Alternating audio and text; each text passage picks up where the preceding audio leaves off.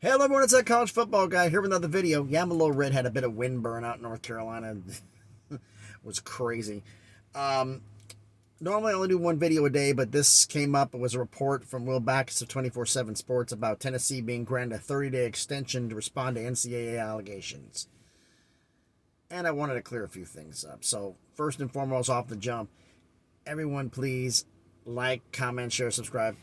Liking helps the video get the analytics. It helps the video to be seen by more people, which will help the channel grow. So you notice the red kind of disappears when I'm a little bit lower and out of the sun. The sun's literally setting like right here behind the trees. It's very reddish right now, so it's not exactly helping my look any. But I'm still windburned. Just looks far worse up here. But anyway, I'm going to read you the report. I wrote it out because I can't really do it on the phone and record the video at the same time. It's kind of off. So basically, what I'm going to repeat the report from Will Backus of 24/7 Sports. University of Tennessee was granted a 30-day extension to respond to the NCAA's notice of allegations for violations allegedly committed under the Tennessee football's previous staff, the Jeremy Pruitt era, per report from Knox News and Knoxville paper. What do I think this is? Dotting of the I's, crossing of the T's. Because Tennessee had already done a self-imposed scholarship reduction for this. And I think they may have asked for more scholarships. I don't think it's a postseason ban. And then Will made his own comment, said the timing is noteworthy as it makes a postseason ban this season unlikely. I don't think they're getting a postseason ban, period. I mean, for me, it makes absolutely no sense. There are schools that have done averagely a couple $100,000 in alleged stuff. And Tennessee, I'm going to give a report here where I say this. Tennessee did not propose self-impose any postseason ban. The NCAA presented a notice of allegations to Tennessee in July after a lengthy investigation. This notice contains 18 level 1 violations, the most severe of the NCAA's level violation infrastructure. Basically what it is this. Level 1 is the worst. Level 4 is the lightest. That's how that goes. It all surrounded allegedly that the staff gave $60,000 worth of cash and gifts provided to recruits, players, and their families. $60,000. There are some that have allegedly done over $300,000 in a 2-year period. This was $60,000 in a 2-year period. Those guys didn't got a scholarship reduction and no ban. That's why I don't think, and no postseason ban. I don't think Tennessee gets either, because if you do, you got now this lawsuit happy. You got grounds for a lawsuit to go after the NCAA. They did this much and got this. We did less and we're getting worse punishment. No, doesn't work that way. Plus, they had previous infractions and Tennessee doesn't. Now it's 18, but most of these, okay. Let's say this. Knox News obtained a copy of the notice of allegations, including a breakdown of the 18 violations. Most involved Tennessee staff and Coach Pruitt's wife, Casey Pruitt, paying for meals, hotel stays, and transportation. In some instances, those involved with Tennessee gave recruiting prospects their parents money to help pay debts or rent. That's basically what that was. The McDonald's In A Bag bit, that actually is made up. The NCAA violation report, from all the things I've gotten from everywhere, says that story was made up. There was no money in a bag ever given to a player. That never happened. It was somebody who was trying to throw shade. In the first violation, Casey Pruitt arranged a meeting between a recruit's family and a real estate agent for them to meet about housing and possibly in Tennessee. That's it. Call the real estate agent. Here's a number. You can go call them. That's the violation. Seems kind of stupid, doesn't it? Of all the things they got going on, that's a level 1 violation. Okay, whatever.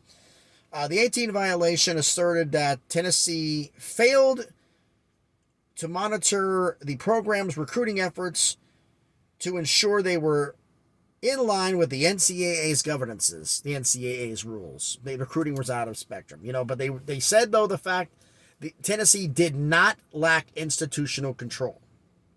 When you lack institutional control, that's when things like the death penalty get kicked in, like SMU. So they didn't say that, but they said there was just not in line. But the good news. There is good news out of this. The NCAA, though, made a statement. And if he said, notably, though, the NCAA praised Tennessee's leadership in handling the scandal, saying the actions taken by the institution during the investigations should be the standard for any institutional inquiries into institutional violations. What does this mean? Tennessee was an open book. They got everything open. Hired their own company firm to do a complete internal investigation. And they gave everything to the NCAA. Didn't hold anything back. Everybody was made available. And also, when the report came down July 2021, actually not July 21, it actually came out earlier than that. They did their own investigation when they fired Coach Pruitt. When the original stuff came down, July, the NCAA got their violations in order. It's kind of funny. It took them a little over a year to get Tennessee in order, but it took them 5 years to figure out Briles and Baylor. But and Scotty B, the Baylor King, I know you're going to watch this video. Let me know down in the comments how long it took for them to get that fixed with Baylor. And Baylor, it turns out to be much ado about nothing. I think they were looking for something and ended up doing nothing. But but we have fans out there who know that one. Scotty, you were on there, so please let us know down in the comments. You are the Baylor King, after all. Now, also what this means. Open book on everything, as I stated. Everything opened up, all the stuff done, and the one thing that was done, when these investigations started, when Tennessee hired their lawyer firm to investigate themselves, and the law firm came back with what they knew. What was said publicly was this. Well, actually not publicly. Officially. But it was basically passed around through the boosters was this. Anybody that was involved in this scandal, whether institutional, as in work for Tennessee, on the coaching staff or a player, was gone by the opening kickoff of the season opener in 2021. Members of the institutional left. Coaches were fired. Players were told to transfer. So anybody involved, there's a lot of good players that left. They were told to leave. They were told to leave. And because there's no one left that benefited from this. Now, they did make everybody available, and Tennessee paid for, even though players were transferring to other institutions, paid for them in some instances to be help make them available. They were still on Tennessee staff and hadn't fully transferred and left the university yet. They were leaving at the end of the semester, but they're still available for NCAA investigations. Allegedly. No players are officially named in the report. None are. It just says instances that a player did X, or a member of the recruiting staff did X, or a coach. The only ones they mentioned by name were Jeremy Pruitt and his wife Casey. They were the only ones really mentioned by name publicly so far. Now, will this report come out full of details later? We will see. So what does all this mean? I think, Tennessee, I think it was a 15 scholarship reduction last year and this year. I think the NCAA is going to tell them, you know what? Why don't you do that for either another 1 year or 2 years? 15 more scholarship reductions. 15 less scholarships for 1 or 2 years. I think that's what they're going to tell them. They could, I think they're going to get hit with a little bit more like that. They also did I do not know the numbers, but they limited in-person recruiting visits by the head coach and the staff, recruiting deductions based on this firm they hired who had people who had done previous investigative work for the NCAA and have knowledge about previous investigations based on this, what they would want. So I'm thinking they might want fewer visits for another season. and more scholarships taken away for another season or two. Postseason ban, I don't see it. I think the best quote was from Paul Feinbaum, who said on ESPN. He said $60,000. Really, that sounds like a bad NIL deal for an offensive lineman.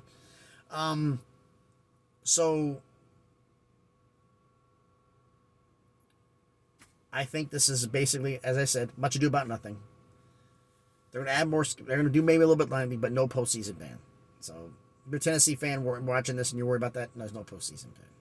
I don't see that happening. But let me know what you think in the comments down below. Based on what I told you, what you think is going to happen. Let me know. I want to hear from you. Scotty, I really want to hear from you because you know about our Bryles and Baylor and that situation, which is an unfortunate chapter in Baylor's history that is slowly being put in the back burner and put away thanks to Dave Aranda and the staff. So, tell me what you think. Everybody, please like, comment, share, subscribe. I appreciate everything. Thank you for watching the video. By the way, if you want to know where I'm at, I'm here in Lebanon, Tennessee. It's not the spot I was supposed to go to. That was dead zone. I got stuck behind a accident on I-40 where a couple of cars ran off the road and down about 100-foot embankment. Apparently everybody was okay, but the cars came out looking rather flat. But they didn't block the road, so that means nothing serious. So thanks everybody for watching the video. As always, please like, comment, share, and subscribe. Thank you, and please be good to each other.